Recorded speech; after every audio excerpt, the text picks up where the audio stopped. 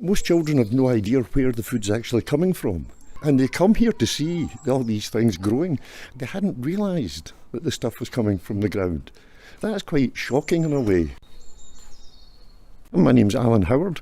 I was born in Glasgow. I came to Brussels in 1998. I've always been involved in gardening all my life from my grandfather, and then professionally I was involved in agricultural research in the Middle East for a number of years, and I got involved in working in refugee camps, and so I was very interested in what food people can actually produce. So hence the whole idea of the kitchen garden. We don't buy any tomatoes, cucumbers or beans throughout the summer months, so that will go till probably about October. A lot of the stuff also gets processed and then put into the freezer, so that would extend it even more.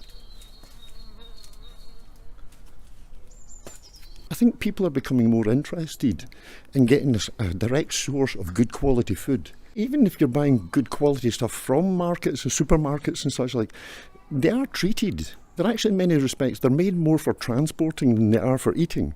They're made more for keeping their colour than they are. So things like tomatoes and this, they've had things done to them so that they will actually make the journey, which can be several thousand miles, to arrive on your table.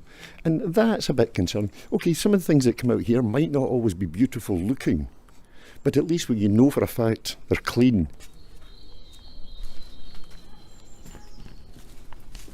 If you think of Brussels gardens that are mainly walled in areas, it's seeing making more use of that as opposed to just growing things on the ground. In the city, you've actually got structure, which many crops require structure.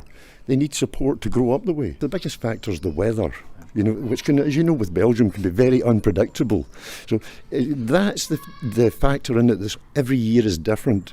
So like this year, today we're standing here in glorious sunshine, but tonight the temperature could fall to 2 degrees. There is no expertise in this. It is very much trial and error all the time. With the weather changes, there is some benefits with the latitude that Brussels sits on. We're actually going to have reasonably better summers for producing. So there is a possibility that our food production in the city, we could see a lot more of it coming from inside the city. All of these things, I think, that bring the production closer to the people. Because I think at the heart of this is this frightening thing that people don't know where things come from. Which, in some ways is wrong. It's sad that we've got generations growing up that don't know anything about where their food's coming from, or the fact that they can actually produce it themselves.